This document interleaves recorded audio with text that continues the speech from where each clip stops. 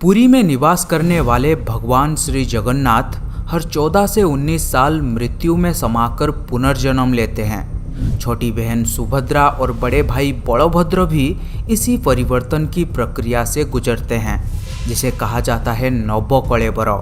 नव का अर्थ नया, कलेबर का अर्थ शरीर।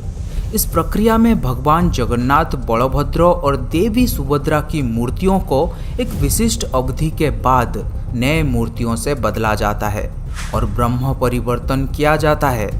जिस प्रकार मनुष्य पुराने वस्त्रों को त्याग कर नए वस्त्र धारण करते हैं, ठीक उसी प्रकार भगवान जगन्नाथ भी पुराने मूर्ति से निकलकर नए मूर्ति में समा जाते हैं। पिछले 400 सालों से यह परंपरा विधि पूर्वक चलता आ रहा है।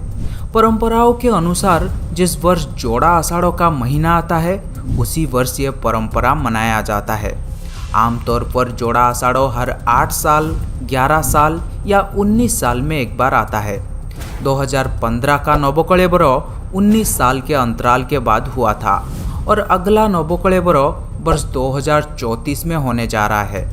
इसमें एक खास तरह के नीम के पेड़ को खोजा जाता है, जिसे दारू ब्रह्म कहा जाता है।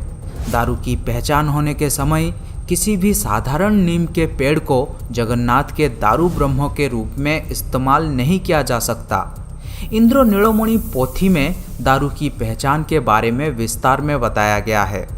जगन्नाथ का दारू ब्रह्म होने के लिए उस नीम के पेड़ में करीब 14 लक्षण होने आवश्यक हैं, जैसे कि उस नीम के पेड़ का रंग क्रमशः काला या गहरे लाल रंग का होना चाहिए। दारू सीधी और दारू की ऊंचाई 7 हाथ से 12 हाथ होनी चाहिए। उस पेड़ से करीब 4 शाखाएं निकली होंगी। उस पेड़ के पास में नदी, तालाब या 3 रास्तों का मिलन हुआ होगा, या फिर 3 पहाड़ उस पेड़ से घिरी होनी चाहिए। उस पेड़ के पास में स्मशान होने चाहिए, पास में शिव मंदिर होने चाहिए। पेड़ की शाखाओं में कोई भी पंछी घोंसला नहीं बनाए होंगे, या फिर उस पेड़ में कोई भी लता वृक्ष नहीं लिपटे होंगे। आंधी, तूफान या बिजली की झटकों से वृक्ष का कोई भी शाखा जैसे क्षतिग्रस्त नहीं होनी चाहिए। वृक्ष के नीचे ऊई का पहाड़ होना चाहिए और सांप पहरा देने चाहिए। उस पेड़ में शंख, चक्र, गदा और पद्म चिन्ह होने चाहिए। उस वृक्ष के पास बहाड़ा, सहाड़ा और बेल के पेड़ होने चाहिए और वृक्ष के पास मठ, मंदिर या आश्रम होने चाहिए। यदि ये सारे लक्षण किसी नीम के पेड़ में पाया जाता है, तब वो नीम का पेड़ जगन्नाथ के दारू ब्रह्म के रूप में इस्तेमाल किया जाता है। हालांकि ऐसे नीम के पेड़ों की पहचान करना और उन्हें लाना किसी भी तरह से आसान काम नहीं है।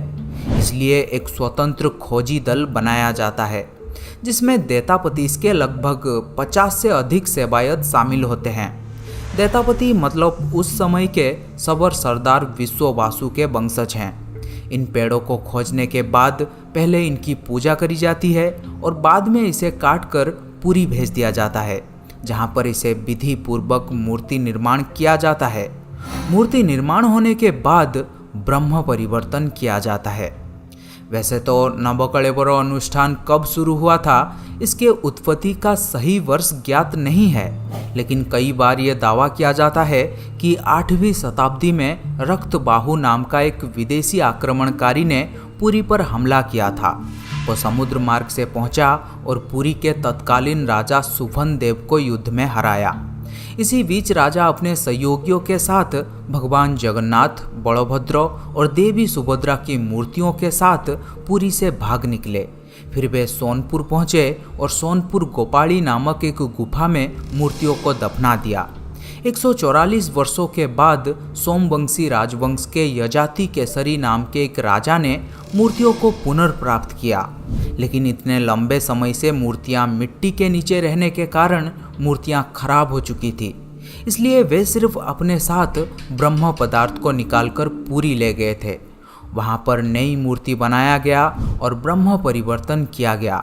उसी दिन से पुरी में नवकलेबर मनाया जाता है। खैर, मूर्ति निर्माण होने के बाद एक विशेष रात्रि में ओडिशा सरकार पुरी में अंधकार का घोषणा करते हैं और कुछ खास पुजारी हाथों में लाल कपड़ा और आँखों में लाल कपड़ा बांधकर पुरानी मूर्ति से कुछ रहस्यमयी चीज़ को निकालकर नई मूर्ति में लगा देते हैं और उस रहस्यमयी चीज़ को कहा जाता है ब्रह्म पदार्थ। ब्रह्म जो जीवन का प्रमाण देता है। जैसे प्रत्येक मनुष्य के शरीर में आत्मा होता है, उसी प्रकार भगवान जगन्नाथ के शरीर में होता है ब्रह्म या परमात्मा। नवकलेबरों में ब्रह्म पदार्थ सबसे अधिक चर्चा का विषय है, फिर भी इसकी पहचान अभी भी रहस्य में डूबी हुई है। मुख्यतः द्वैतापति के घर में मौजूद एक प्राचीन पोथी में ब्रह्म पदार्थ से जुड़ी सभी जानकारी होने का दावा किया जाता है। इन दैतापति सेवकों के कई पीढ़ियों ने दृढ़ता से ब्रह्म पदार्थ की पहचान को गुप्त रखते आए हैं, इसलिए ये आम जन के लिए प्रकाश योग्य नहीं है। परंतु ब्रह्म पदार्थ की पहचान के संबंधों में कई सिद्धांत हैं, जैसे कि कई लोग ब्रह्म पदार्थ को भगवान श्री कृष्ण का नश्वर अवशेष मानते हैं। ये विश्वास आदि कवि सारला दास द्वारा लिखित ओडिया महाभारत के एक प्रसंग में निहित है और कुछ पश्चिमी शोधकर्ताओं ने भी इस सिद्धांत को बढ़ावा दिया है।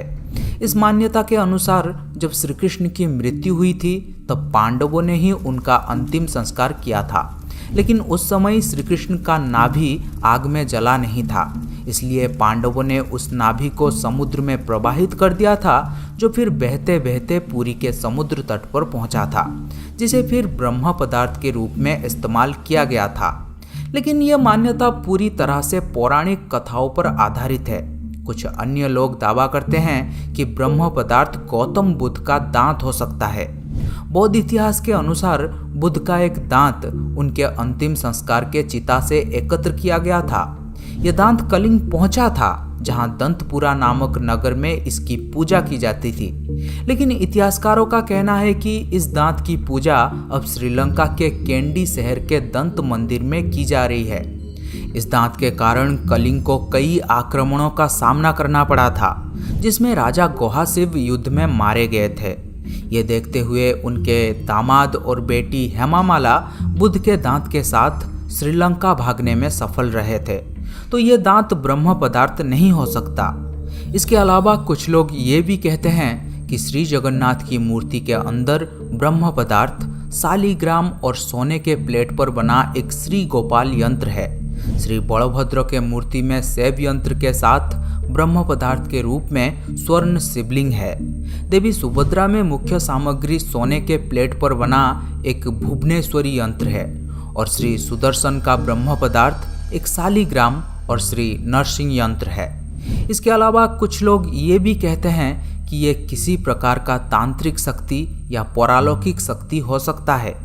इनमें से किसी भी धारणा को सही साबित करने के लिए अत्यधिक सबूत नहीं है, लेकिन यह सुरक्षित रूप से माना जा सकता है कि यह बहुत ही मूल्यवान और रहस्यमयी चीज हो सकता है, क्योंकि जिसको हासिल करने के लिए आज तक पूरी श्री मंदिर पर 18 बार हमला हो चुका है, जिसके बारे में हम फिर कभी बात करेंगे।